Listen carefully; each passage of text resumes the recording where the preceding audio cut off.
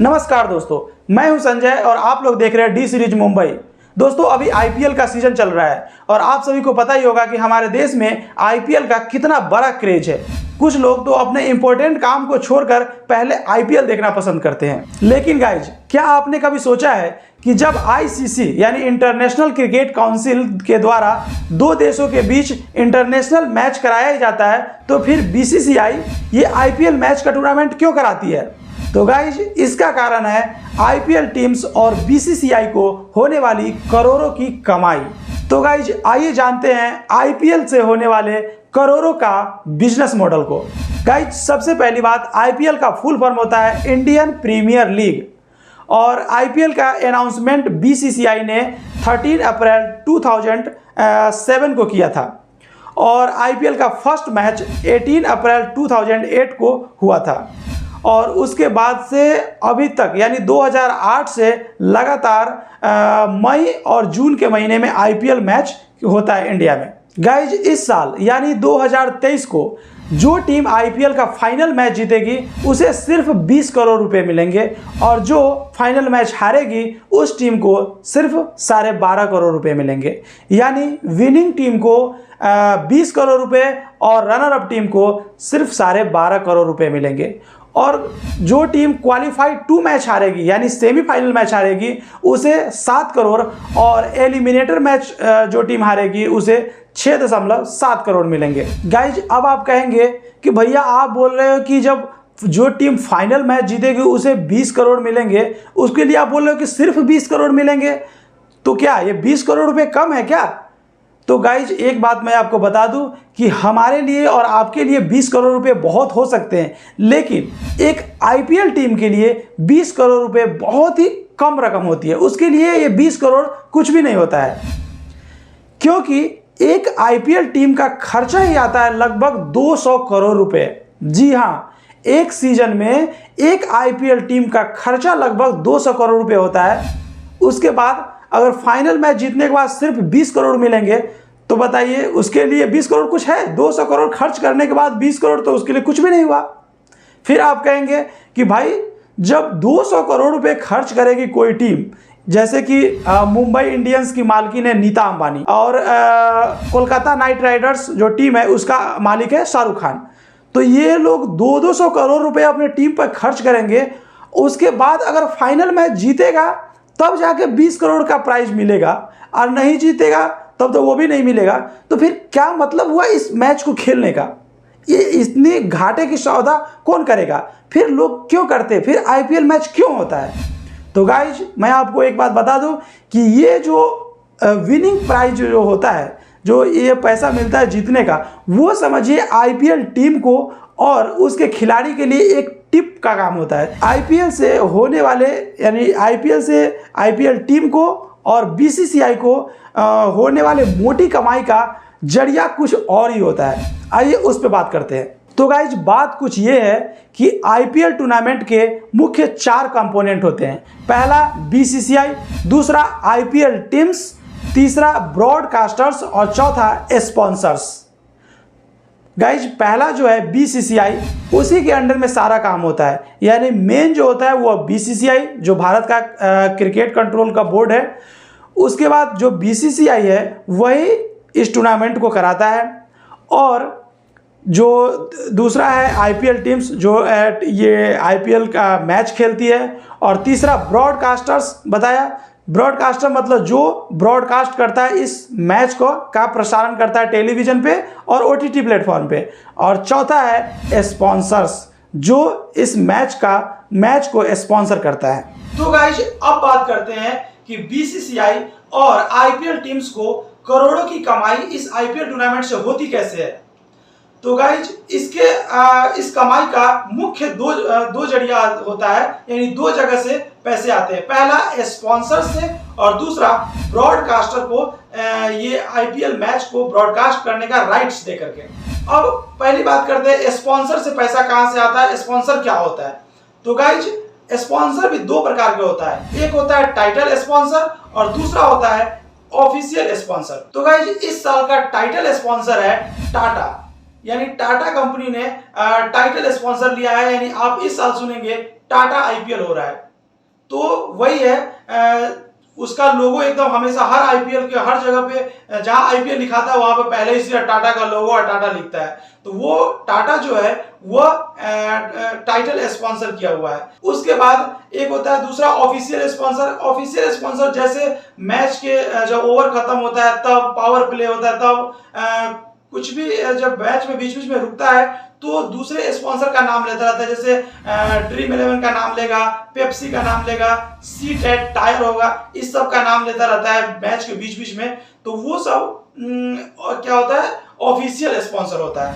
Guys जब IPL शुरुआत हुआ था जैसे 2008 में, तो पहले आप सुनते थे स्टार्टिंग में डीएलएफ आईपीएल, उसके बाद आया पेप्सी आईपीएल, उसके बाद वीवो आईपीएल, उसके बाद ड्रीम 11 आईपीएल, उसके बाद फिर वीवो आईपीएल, उसके बाद अभी चल रहा है टाटा आईपीएल। तो ये सारे जो थे वो टाइटल स्पॉन्सर थे। पहली बार जब डीएलएफ आईपीएल आया था वो 5 साल का कॉन्ट्रैक्ट साइन किया था, तो वो हर साल 40 करोड़ रुपए देता था बीसीसीआई को। उसके बाद आया पेप्सी आईपीएल, तो वो 79 करोड़ देता था। उसके बाद आया वीवो आईपीएल, वो 100 करोड़ पर ईयर देता था। उसके बाद ड्रीम 11 आईपीएल आया, वो 222 करोड़ पर ईयर देता था। उसके बाद फिर आया वीवो आईपीएल, तो वो फिर 440 करोड़ पर ईयर देता था। और अभी 2 साल से चल रहा है टाटा आईपीएल, यानी पिछले साल 2022 में भी टाटा आईपीएल था और इस साल भी टाटा आईपीएल है। तो टाटा भी 330 करोड़ पर ईयर दे रहा है, यानी पिछले साल भी दिया था और इस साल भी 330 करोड़ बीसीसीआई को देगा। तो गाइस पहला कमाई तो यही से आ गया, 330 करोड़ रुपए आया बीसीसीआई के पास, किससे, टाइटल स्पॉन्सर से। दूसरा हमने बताया था ऑफिशियल स्पॉन्सर। ऑफिशियल स्पॉन्सर जो वही जो बीच बीच में जो जैसे वाइड हो गया या पावर प्ले होता है या ओवर खत्म होता है, तो इस बीच में जो दूसरे स्पॉन्सर का नाम लेता रहता है तो उससे भी आता है वो अलग। चलिए अब दूसरा बात करते हैं, ब्रॉडकास्टर्स को जो राइट देता है उससे कितना कमाया जाता है। गाइज दूसरा और सबसे ज्यादा मोटी रकम जो आता है बीसीसीआई के पास वो आता है ब्रॉडकास्टर्स को राइट्स देकर के। यानी जब आईपीएल मैच होगा तो कहीं ना कहीं तो ब्रॉडकास्ट होगा, लोग देखेंगे ही उसे। तो जो ओटीटी प्लेटफॉर्म वाले हैं या टीवी चैनल वाले हैं वो ब्रॉडकास्टिंग के लिए राइट्स खरीदते हैं। इस साल ब्रॉडकास्टिंग के लिए जो डिजिटल ब्रॉडकास्टिंग का राइट्स खरीदा है वाइकम 18, जो कि अंबानी का कंपनी है, और वो वाइकम 18 ने डिजिटल ब्रॉडकास्टिंग खरीदा है और उसी का ही एप्लीकेशन लॉन्च हुआ है नया, जियो सिनेमा, और जियो सिनेमा पर वो डिजिटल जो ब्रॉडकास्टिंग करेगा। यानी आप ओटीटी प्लेटफॉर्म पे कहां देख सकते हैं, जियो सिनेमा पे। और टीवी का ब्रॉडकास्टिंग राइट्स खरीदा है स्टार वालों ने, यानी स्टार स्पोर्ट्स पे आप टीवी पे देख सकते हैं। स्टार स्पोर्ट्स जो चैनल आता है उस पे आप लाइव देख सकते हैं आईपीएल मैच को।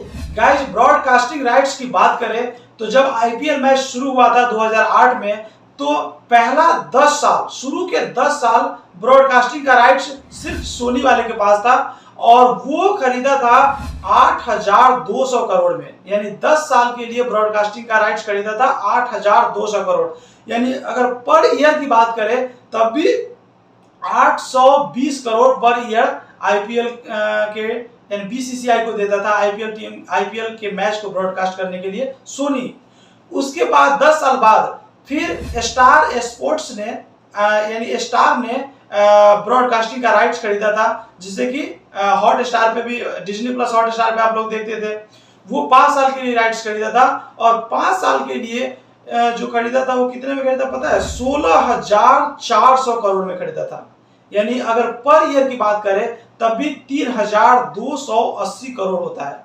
लगभग 3,280 करोड़ रुपए पर ईयर देता था बीसीसीआई को ये ब्रॉडकास्टिंग वाले।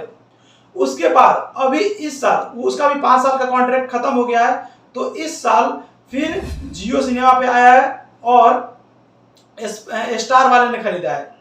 तो जियो सिनेमा खरीदा है, ये भी 5 साल के लिए खरीदा है, लेकिन जो जियो सिनेमा पर दिखेगा उसके लिए अंबानी ने पे किया है बीसीसीआई को 23,758 करोड़ रुपए, और स्टार वालों ने जो टीवी पे दिखाएगा उसने इस मीडिया राइट्स खरीदा है 23,575 करोड़ रुपए। दोनों जो अपना प्राइस देकर के खरीदा है उसका अगर हम जोड़े तो लगभग 48,000 करोड़ रुपए में 5 साल के लिए ये ब्रॉडकास्टिंग राइट्स खरीदा है।